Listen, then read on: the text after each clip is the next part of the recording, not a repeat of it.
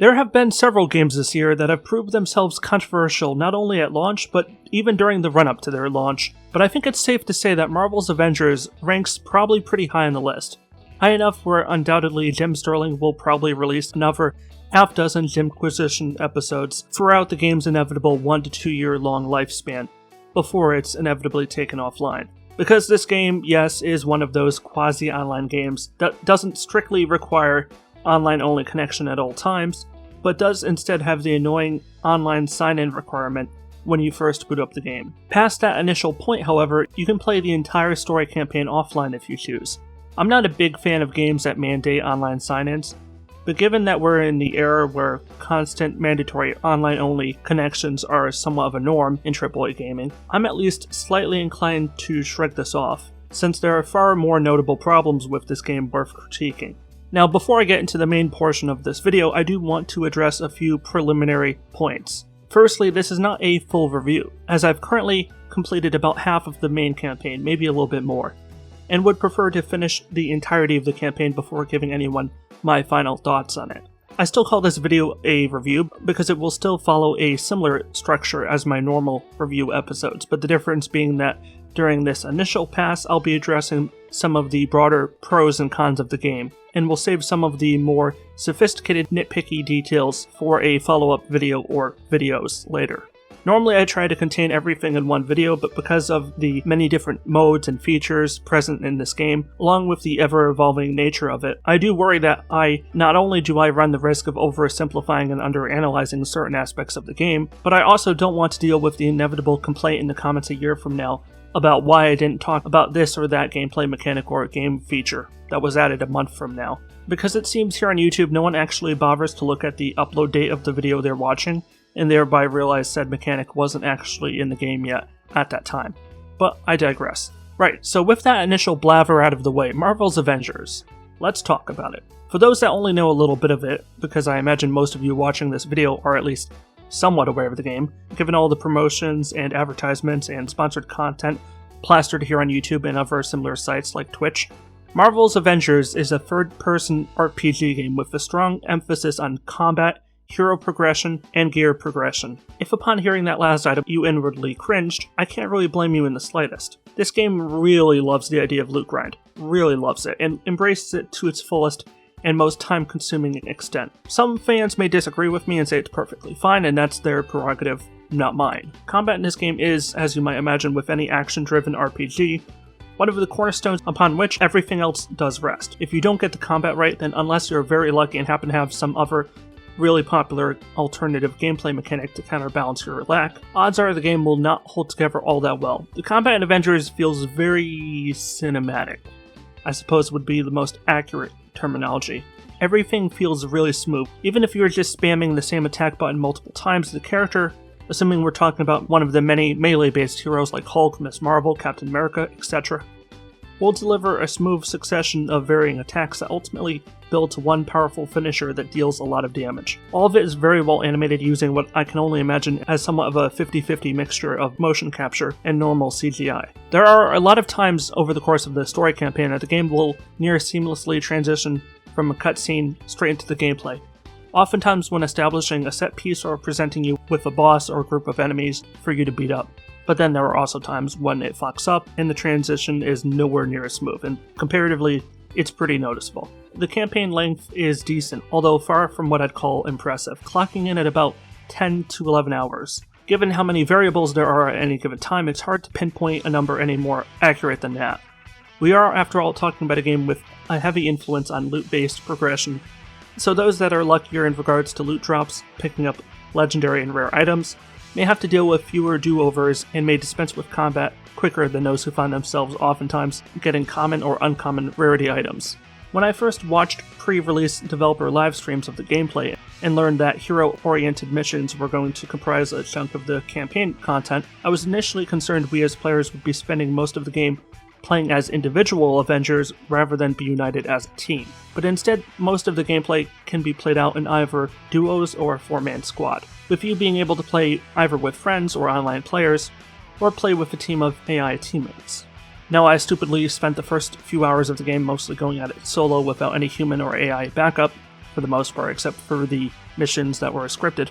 And it wasn't until about 4 hours in that I really started utilizing the team dynamic of the game. Seemingly about half of the missions I've played so far seem to be heavily scripted, with the game picking out a specific AI companion or two, while other story missions are hero-specific. Now maybe it's just me, but I don't really like having control wrested away from me when I'm playing a game. If I'm spending most of my time on one hero, it's because I want to play that hero. I don't like the idea of the game dictating to me that in order to progress the story, I have to do this one specific solo hero-oriented mission. For example, at one point Bruce Banner, Ms. Marvel, and Iron Man realize that they need a sufficient power source to power up the SHIELD helicarrier they're trying to fix up and turn into a mobile base of operations. Bruce and Kamala, aka Ms. Marvel, decide they should just go as a team to steal a power source from AIM, the villainous faction in the game. Iron Man just tells them to sit tight and let him go and get it. On one hand, I'll give them points for authenticity, because that's exactly what I'd imagine Iron Man would say. That kind of natural arrogance is almost intrinsic to Tony Stark as a character. But as a player, when I think of a Avengers game campaign, I don't think of a bunch of strung together solo hero missions connected by the occasional 2 or 4 hero group mission. By the way, in case I forget to mention it later when I do a follow-up video, the flight controls for Iron Man are dreadful. Everything feels really janky, which is especially noticeable given how most of the other characters range from decent to really smooth depending on which hero we're talking about. Going back to hero missions though, if you want to have a few dozen hero-specific side missions, have at it, I've got no problem with that. But when we're talking about a game that kind of marketed itself as being a cross between Super Smash Bros. Brawl and Destiny 2, a game where you can for the most part specialize as whatever type of character you want, potentially at the cost of not familiarizing yourself with other heroes, and having them be comparatively low-leveled. Don't tell players one thing and in actuality have your game design indicate the opposite. Either you're lying about your game or you just really don't know how your game operates. And in a marketing agency, I can't imagine which is worse. This game is very linear, which in the current era of open-world sandbox games makes it quite the outlier. This game claims to have elements of exploration within its linear levels, and in the barest most literal definition that technically that's true. There are some rare and very specific opportunities to destroy a fake wall or enter a abandoned building to get some loot from a box on the ground, which you'd think would make them kind of, by definition, loot boxes. No. I don't want to get yelled at by diehard Marvel fans for daring to utter those two infamous words. Plus, they're free, so you don't have to pay for them, so I can't criticize them. Yay! Except for the fact that if you don't go looking around for nearly every single bloody loot locker on the map, you're going to be constantly at risk of dying to any minor enemy that's a single level higher than you. Okay, deep breath. Also, no, I didn't script that, I just kind of went for it. It felt right to me, and not much else to say there. I just really hate loot boxes in any form. I don't care if it's free or paid. It's a stupid concept, and I'm going to say it's stupid, until it's no longer a concept used by the game industry. Next, I was constantly keeping my eye out for lag or frame rate stutter as the game would load these sequences, but to the best of my knowledge, with me keeping one eye on my frame rate counter on the top left of the screen during my recording sessions, the game's performance was fairly good, and I was playing the game with a mixture of very high to ultra settings. The lowest frame rate I happened to see in the game was about 30 FPS at one moment during a rather intense sequence. The vast majority of the time, it stayed pretty consistently around 60 FPS.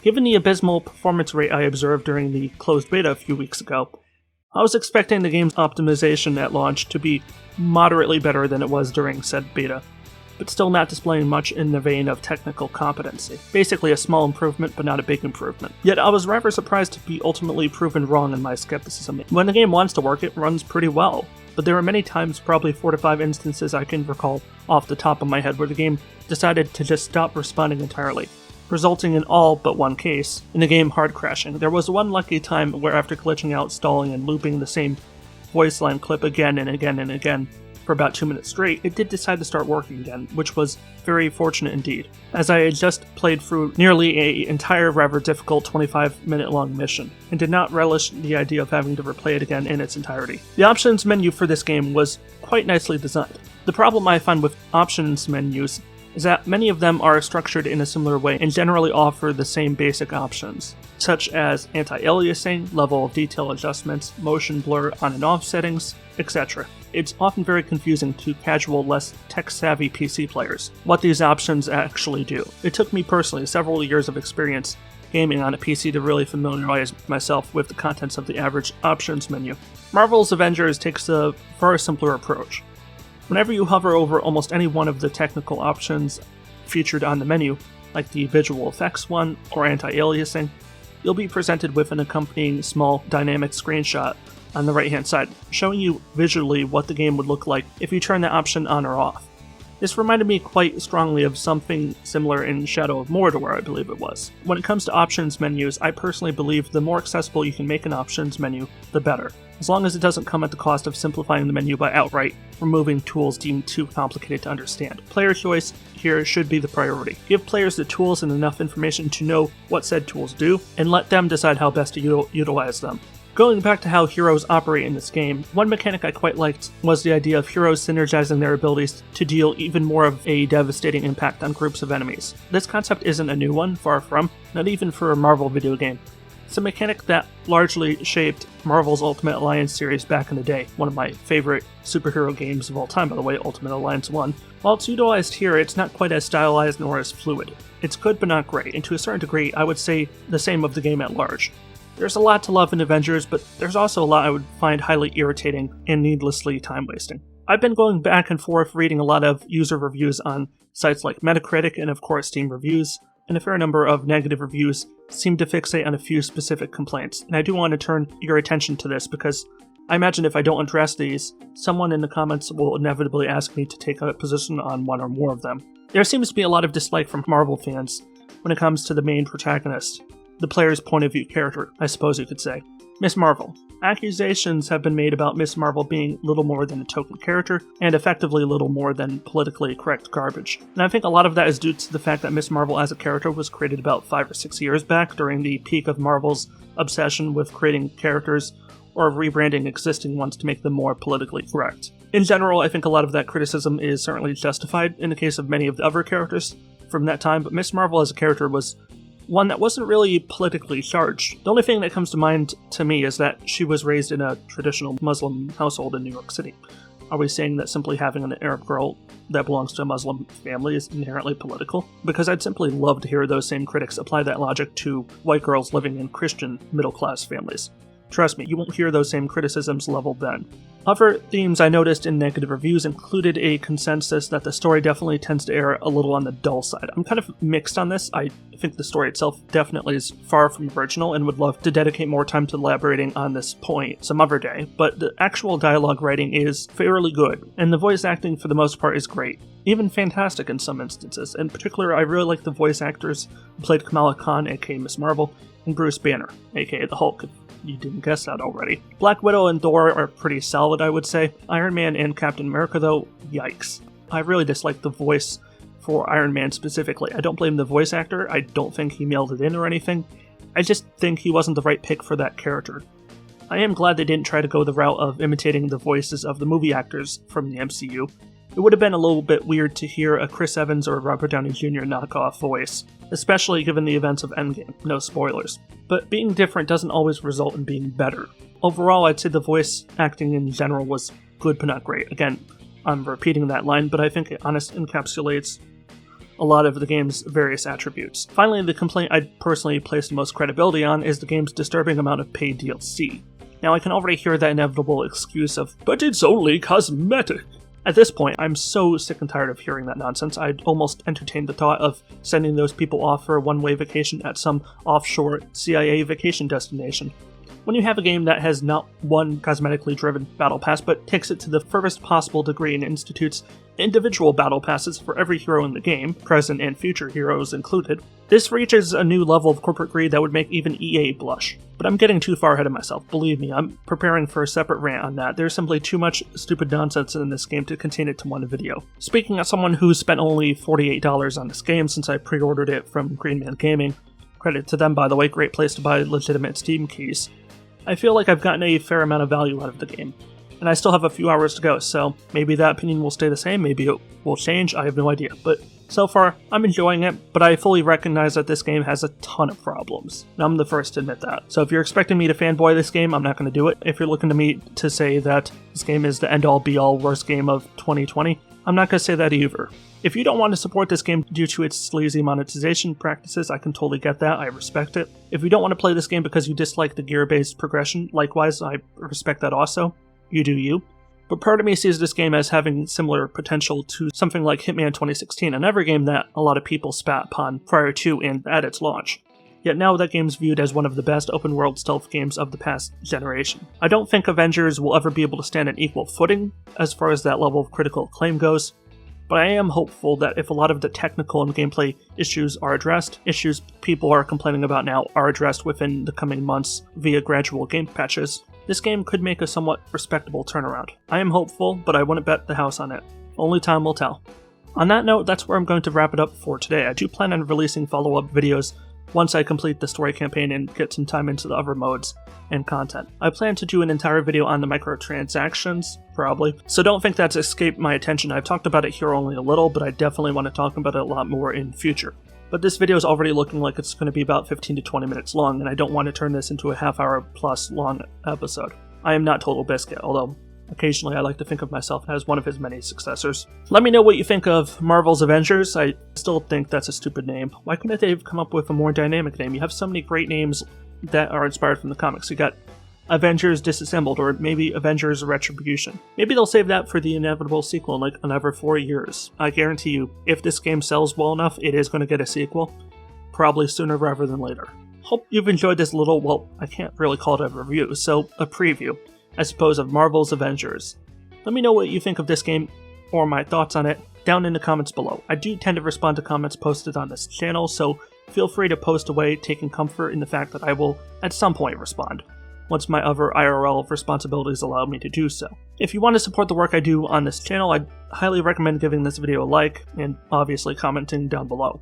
Commenting really seems to help give my videos a little bit of a boost in the mysterious and diabolical YouTube algorithm. If you want to see more similar review content from me in the future, I'd beg you to consider subscribing and clicking the bell to get notified when I upload a new video. Some people might say begging is beneath them, but anything short of groveling I'm down for. I'm a channel with less than 1,000 subscribers, so I'm already fighting to get my channel noticed. And I could use all the help I can get. At any rate, this is WarriorDan signing out. Stay awesome everybody, stay safe, and peace out.